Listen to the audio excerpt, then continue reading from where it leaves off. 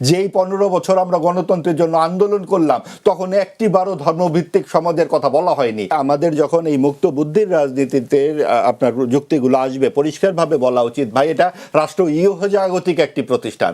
রাষ্ট্রের কাছে আমরা গণতন্ত্র চাই, বাক স্বাধীনতা চাই, খাদ্য চাই, বস্ত্র চাই, কর্মসংস্থান চাই। ভাই বেহেস্তে যাওয়ার পরে, পরলোককালে যাওয়ার পরে তো আমার কর্মসংস্থান লাগবে না, আমার খাদ্য লাগবে না, আমার বস্ত্রের জন্য আন্দোলন করতে হবে না। যেই 15 বছর আমরা গণতন্ত্রের জন্য আন্দোলন করলাম তখন একটিবারও ধর্মভিত্তিক সমাজের কথা বলা হয়নি। নারীর পোশাক নিয়ে কোনো আপত্তি তখন আসেনি। সারা রাত ছাত্রছাত্রীরা একসাথে আন্দোলন করেছে।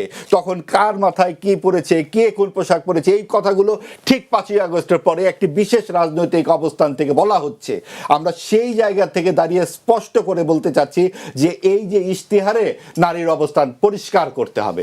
নারী কিভাবে কাজ করবে? একজন পাইলটকে কি আপনি বলবেন হিজাব পরে গিয়ে এসে প্লেন চালাবে এবং তারপরে লাফ দেবে? সেখানে সে লাফ দিবে কিভাবে সেই প্যারাসুটে? কাজেই পোশাক তো একটা বিভিন্ন কিছুর পার্সপেক্টিভে মানুষ পড়ে, তার চয়েস যেমন তার প্রয়োজনীয়তাও সেটাকে রাজনৈতিক ব্যবহার করছেন কিনা। মানে আমরা আন্দোলনে দেখেছি যে নারীদেরকে সম্মুখ সারিতে রাখা হয়েছে কৌশলগত কারণে, এবং তারাই কিন্তু বলছে এটা অবশ্যই সবসময়। আপনি দেখুন নারী কোন আন্দোলনে প্রথমে ছিল না, আজকে যখন 51% নারী ভোটার, এবং প্রত্যেকটা আন্দোলনে আমাদের 52 সালের মুক্তিযুদ্ধ ভাষা আন্দোলনের সময় দেখুন সেখানেও ঢাকা বিশ্ববিদ্যালয় থেকে প্রথম মিছিল বেরিয়েছে নারীদের। 69-এর গণঅভ্যুত্থান, 71-এর মুক্তিযুদ্ধের নারীর কীরকম ব্যাপক অংশগ্রহণ, 90-এর আন্দোলন, আপনার এই 24-এর গণঅভ্যুত্থানের 16ই জুলাই তো রোকেয়া হল থেকে প্রথম নারীর এই বিশাল মিছিল, তুমি কে আমি কে, রাজাকার রাজেকার, কে বলেছে স্বৈরাচার। দ্বিতীয় লাইন দুটো কিন্তু এখন আর শোনা যায় না, কারণ প্রত্যেকের মাথায় একটি স্বৈরাচার বসে আছে যে আমি যা পছন্দ করব, আমার মতামত এখানে মানতে হবে। সকলের অংশগ্রহণমূলক মতামতটা থাকবে না। ওই জায়গাতেই ইশতেহারে আমরা চেয়েছিলাম বাক স্বাধীনতা। বলা হচ্ছে এটা তো সংবিধানেই আছে, তাহলে সংবিধানে তো সবই আছে, তাহলে আপনি আর ইশতেহার দিবেন কি নতুন করে? সকলের মর্যাদা সুনিশ্চিত করেছে সংবিধান, সকলের বাক স্বাধীনতা সুনিশ্চিত করেছে সংবিধান, নারী পুরুষ সমান অধিকার পাবে। সেগুলো কি রাখছেন আপনাদের জোটের প্রধান দল জামায়াত বলছে যে নারী প্রধান নেতৃত্ব যাবে না, নারীকে দ্বিতীয় শ্রেণীতে বসিয়ে দেওয়া হচ্ছে। একটি পদেও তারা নারী মনোনয়ন দেয়নি, বলা হচ্ছে নারীরা সেই পর্যায়ে আসেনি। আপনি 30 বছর রাষ্ট্র চালানোর পর নারীরা সেই পর্যায়ে আসে না কিভাবে বলেন আপনি এই কথা? এবং আজকে আমাদের নারীদের যে কোনো কাজের যোগ্যতা দেখুন, দক্ষতা দেখুন, তাদের সহিষ্ণুতা দেখুন পুরুষদের চাইতে অনেক বেশি, এবং যে কোনো পরিসংখ্যানে নারী এগিয়ে, এবং সেই জায়গাতে পরীক্ষার রেজাল্টে দেখুন নারীরা এগিয়ে। সব সময় নারীরা পুরুষদের তুলনায় ভালো কাজ করে, দক্ষতার পরিচয় দেয়, এবং সেই জায়গায় আমি আমার প্রশ্ন একটু উত্তর জানতে চাচ্ছি যে ক্যান্টনমেন্টের বিষয়টা হচ্ছে কি, এখানে তিনি যেভাবে কথা বলেছেন, উনি পরিচয় দিচ্ছেন কি তারেক জিয়ার প্রতিদ্বন্দ্বী ঢাকা অমুক। তার মানে তার মাথায় কি রয়ে গেছে দেখুন। তারেক জিয়াকে তিনি কত বড়ভাবে দেখছেন, পরিচয়টা দিতে গিয়েও তার কথা আসলে এইভাবে গণমাধ্যমে এনে তাকে এত গুরুত্ব দেবার কিছু নেই। এটা নিয়ে কিন্তু সামাজিক যোগাযোগ মাধ্যমের বিষয়গুলো হচ্ছে কি, সামাজিক যোগাযোগ কোনটা, এখানে কারা না কারা যে কোনো কিছু আম দুধ সব এক দরে বিক্রি হয়। ভবিষ্যৎ হোক নিরাপদ, বিনিয়োগ হোক বিশ্বস্ত, আর আমার পছন্দ সল্ট বে। ওয়েলকাম টু সল্ট বে। হ্যাঁ, এইখানে এই ভদ্রলোক যেভাবে বলছেন তাতে তার রাজনৈতিক প্রজ্ঞার শূন্যতা বোঝা যায়। এইভাবে একজন মানুষকে বলা যায় যে আপনারা জিভ দিয়ে চেটে রেখেছেন, এটা কি হয় না? এবং সেটা যেই ভদ্রলোককে বলছেন তিনি তো সেখানে সেরকম মানে অত ক্ষমতাবানও কিছু না যে তিনি তো খালি ডিসিশন ক্যারি করবেন। এবং একটা জায়গায় গেলে তো সেখানকার নিয়ম কানুন মানতে হবে আপনাকে। আপনি ওখানে গেছেন, ওখানে তো আপনার অস্ত্র বহন করবার কথা নয়। তার মানে তারা এই যে দক্ষিণপন্থী রাজনীতিকদের মধ্যে এক ধরনের সব কিছু ভেঙে ফেলা, গুড়িয়ে ফেলা, আমরা দেখে নেব, পা ধরে বসেছিল ইত্যাদি শব্দগুলো বলা হয় সেই গুপ্ত সুপ্ত রাজনীতির আরেকটি প্রকাশ। আপনারা 17 বছর আওয়ামী লীগের আমলে যেভাবে গুপ্ত সুপ্ত হয়ে হেলমেট বাহিনীর হয়েছিলেন, আপনারা ছাত্রলীগের মধ্যে ঢুকেছিলেন, তারপরে ডাকসু ভিপি হওয়ার পরে কিন্তু বলছেন যে তিনি কিন্তু বলেছেন যে 5 আগস্টের পর তাদের পা ধরে, হ্যাঁ, তার 5 আগস্টের আগে তাদের পা ধরতে হয়নি। তার 5 আগস্টে আপনারা কোথায় ছিলেন?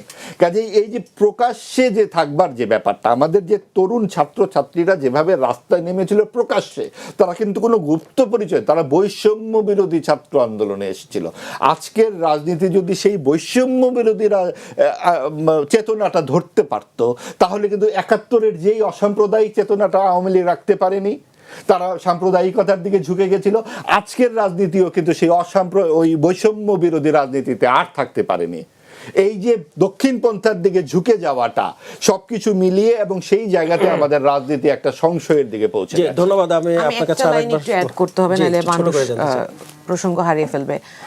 ধরেন আমাদের সমস্যাটা কি জানেন, সমস্যাটা হচ্ছে যে কোনো সুশীল যখন টপিক চুজ করে কথা বলার বা প্রতিবাদ করার, তখন পিক অ্যান্ড চুজ করে। হ্যাঁ, কিরকম ধরেন যদি আমি আমার সহ-আলোচকের কথাই বলি, উনি প্রথমে বলেছিলেন যে মা বোনের দিকে তাকালে চোখ উপড়ে ফেলবেন, এই কথাটা ওনার খারাপ লেগেছে। খারাপ লেগেছে বলিনি। আমি মানে উনি খারাপ বলেছেন লেগেছে যে বলে এমন আপনি মন্তব্য মেনশন করেছেন। করেছেন। না না না, চোখ এই রেকর্ড উপড়ে- আছে, মেনশন করেছি। মেনশন করেছেন। মা বোন শব্দটার বলি কথা বলি। একটু দয়া করে, উনি এই কথাটা তো মেনশন করেছেন, কিন্তু উনি ভুল করেও এই কথাটা মেনশন করেন নাই যে যেই নারীর বোরকা পরে চলা এটা তার ব্যক্তিগত চয়েস, এটা তার নিজের ধর্মটাকে নিজে চুজ করা তার ব্যক্তিগত চয়েস, সেই নারী যখন তার রাজনৈতিক কাজে বা তার নাগরিক অধিকার যে সে নির্বাচনে তার পছন্দের প্রার্থীর জন্য ভোট চাইতে যাবে, তাকে যখন হেনস্থা করা হয়, সেইটা ফিজিক্যাল অ্যাজল্ট করা হয়, ইভেন কোপ পর্যন্ত দেয়া হয়েছে, এবং এটা নিত্যদিন আমরা বলার পরেও গতকাল পর্যন্ত দেখেছি যে এটা হচ্ছে।